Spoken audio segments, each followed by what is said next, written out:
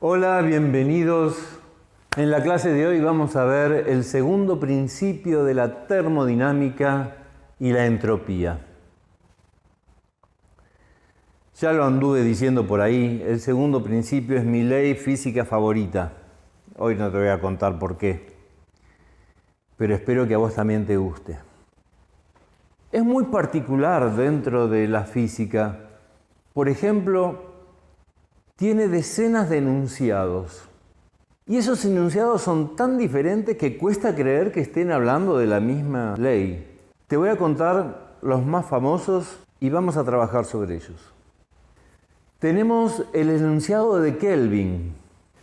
Lo que dice el enunciado aplicado a la máquina térmica es que no puede haber una máquina que aproveche todo el calor que toma de la fuente de energía y lo convierta 100% en trabajo. El segundo principio dice que inevitablemente tiene que haber una pérdida, un residuo, o sea, Q2 en nuestro esquema.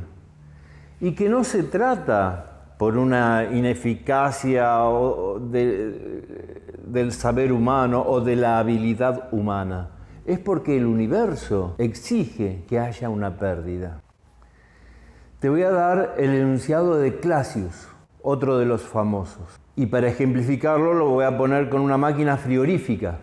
El enunciado de Clausius dice que es imposible extraer calor de una fuente fría y llevar ese calor a una fuente caliente. O sea, lo que te está diciendo es que es imposible hacer eso sin hacer un trabajo exterior sobre la máquina. Clausius te está diciendo que es imposible no enchufar la heladera y que la heladera funcione. Estos dos enunciados dicen lo mismo, en el fondo dicen lo mismo. Y las otras decenas de enunciados que tenemos también dicen lo mismo, aunque no lo parezcan. Hay teoremas que demuestran que un enunciado es absolutamente equivalente a otro. Entre los dos que escuchaste recién, hay un teorema que explica que lo que dice uno es lo mismo que dice el otro. Y es difícil pensar que enunciados aparentemente tan vagos como estos nos permitan operar cuantitativamente, resolver ejercicios, poner números. Tal vez la magnitud que mejor explica el enunciado es la entropía. La entropía se simboliza con la letra S mayúscula. Y no nos interesan los valores de entropía. Lo que nos interesan son las diferencias de entropía. O sea, la variación entre la entropía de un instante menos la entropía en otro instante. Variaciones de entropía, que simbolizamos delta S. La entropía es una función de estado, o sea, una característica que describe a un sistema en un instante dado, sin importar cuál es el pasado, cómo se llegó hasta ahí. Es tan función de estado como la temperatura, la presión, el volumen, la energía interna. ¿Y cómo se calculan las variaciones de entropía? La operación que hay que hacer es esta. Hay que sumar exhaustivamente todos los intercambios de calor entre un cuerpo y otro a la temperatura absoluta que ocurrió ese intercambio. O sea, la integral de pequeña cantidad de calor dividido la temperatura a la que ocurrió ese pequeño intercambio de calor. Y hay un detalle importante. El cálculo de la variación de entropía entre dos estados, entre dos instantes, hay que calcularlo como si ese intercambio hubiese ocurrido por un camino reversible, o sea, lentamente, o sea, también en un estado de equilibrio constante, con pequeñitos cambios, porque si no, no sería un equilibrio. Por eso tiene que ser lentamente. Ese es una evolución reversible. Bien, las variaciones de entropía hay que calcularlas como si hubiesen ocurrido por evoluciones reversibles. Nosotros habitualmente no vamos a tener que hacer el cálculo integral y si hubiese necesidad de hacerlo te daríamos la respuesta de esa operación de cálculo numérico. Pero la gran mayoría de las veces vamos a tener que trabajar con variaciones de entropía que ocurren a temperatura constante. En ese caso, la fórmula del cálculo de la variación de entropía se transforma en calor intercambiado dividido la temperatura absoluta. Acá queda mucho más claro que cuando un sistema recibe calor aumenta su entropía y que cuando un sistema cede calor disminuye su entropía. Recordad que el denominador es una temperatura absoluta, así que siempre es un número positivo. Luego, el signo lo da el numerador, que es el calor, y en nuestra convención, calor recibido es positivo, calor cedido es negativo. Con esta primera y somera aproximación a la variación de entropía, te puedo dar el enunciado del segundo principio que utiliza la función entropía, y dice así. En cualquier proceso real que ocurra en el universo, la variación de entropía total, la del universo, siempre aumenta. ¿A qué se refiere con variación de entropía total, la del universo? Estamos acostumbrados a evaluar qué le ocurre a un sistema y olvidarnos del medio en el cual existe ese sistema. Ahora estamos alertas y sabemos que las cosas que le ocurren a un sistema habitualmente tienen implicancias en el medio ambiente. Por ejemplo, si yo quiero estudiar cómo se calienta una pava de agua en la hornalla, no tengo que olvidar que el medio en el cual se encuentra la pava, o sea, la hornalla, la cañería, la planta de gas, están haciendo cosas para que la pava se caliente. Si yo junto todo aquello que es responsable de un fenómeno y sumo la variación de entropía de cada componente, entonces observo que se cumple el segundo principio de la termodinámica, que dice que la suma de todas las variaciones de entropía en cualquier proceso es mayor que cero. O sea, la entropía del universo aumenta. Y vas a ver cómo el enunciado del segundo principio, en función de la variación de entropía, nos da herramientas de cálculo afiladísimas. Entonces, apliquemos el segundo principio al funcionamiento de una máquina térmica, que ya lo tenemos bastante aceitadito. Entonces, miremos los tres componentes que aparecen en el esquema de la máquina térmica, que incluyen no solamente a la máquina, que es el sistema, sino también a su entorno, que son la caldera, que le da la energía, y el medio ambiente, donde tiramos la energía que no podemos aprovechar, la residual. Entonces, tenemos tres componentes.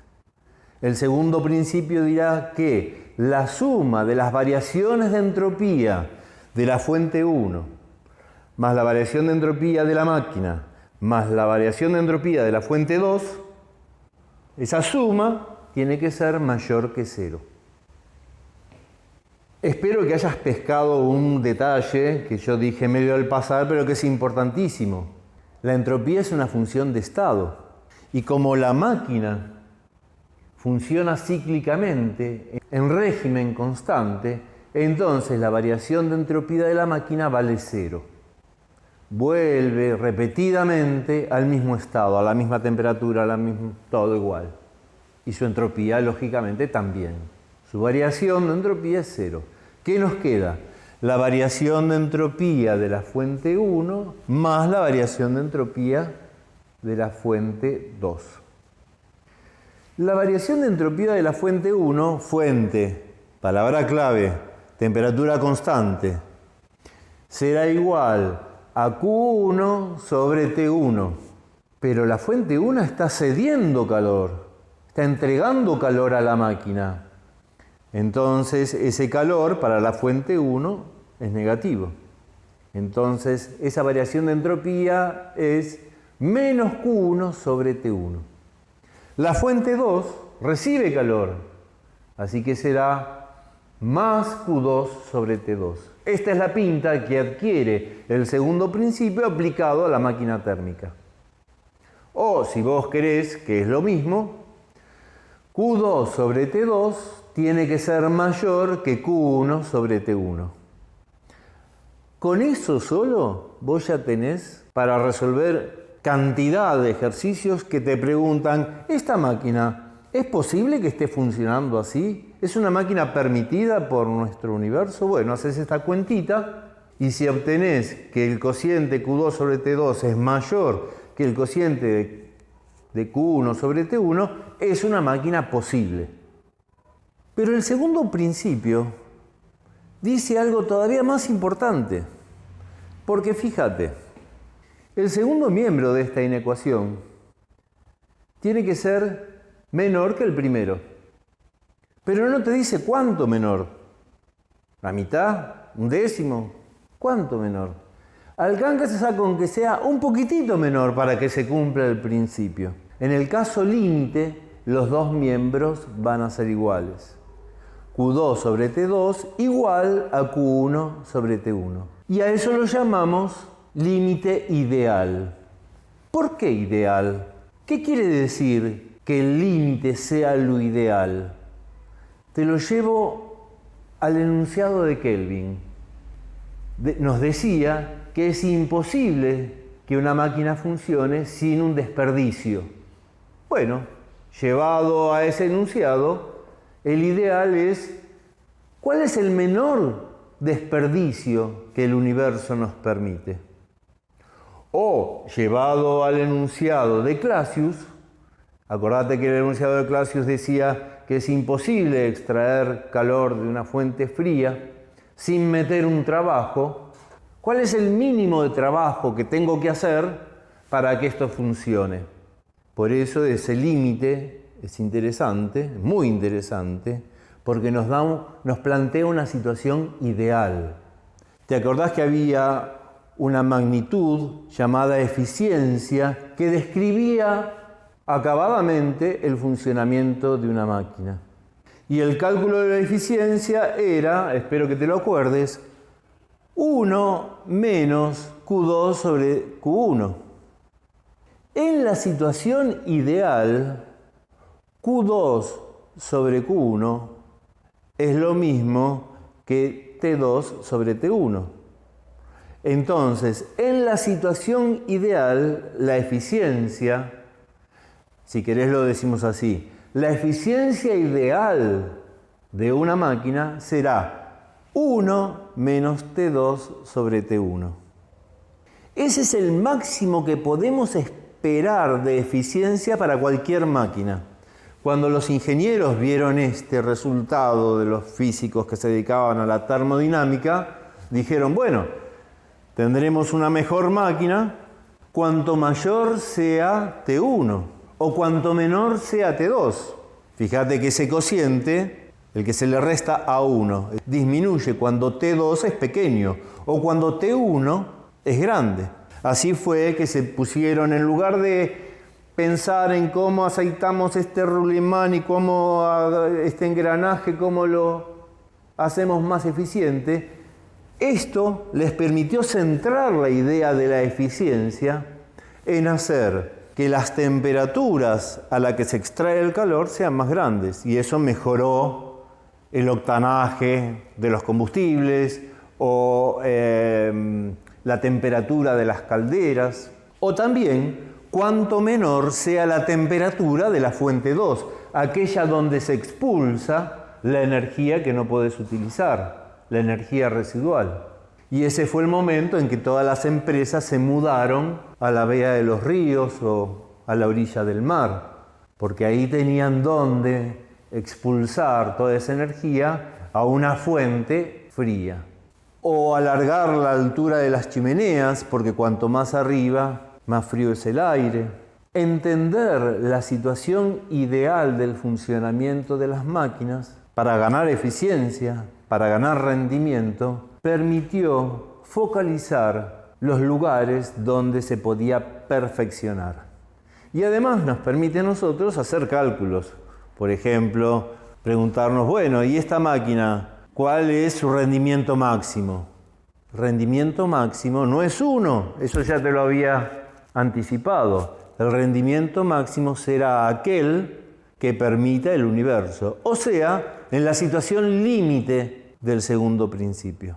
Bueno, ahora sí tenés absolutamente todas las herramientas para encarar todos los ejercicios de la termodinámica. Es muy, pero muy habitual que te presentemos máquinas supuestas y te preguntemos, ¿esta máquina supuesta puede ser real? ¿Se puede construir? ¿Puede existir?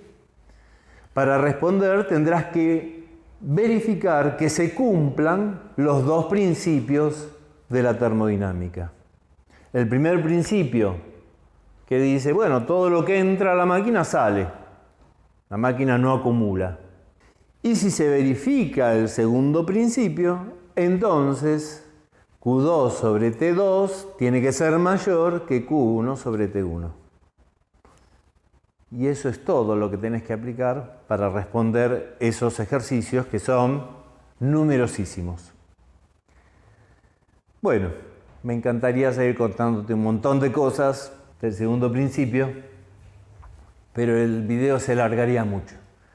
Así que me despido. Esto fue todo para esta clase y nos vemos en el próximo video.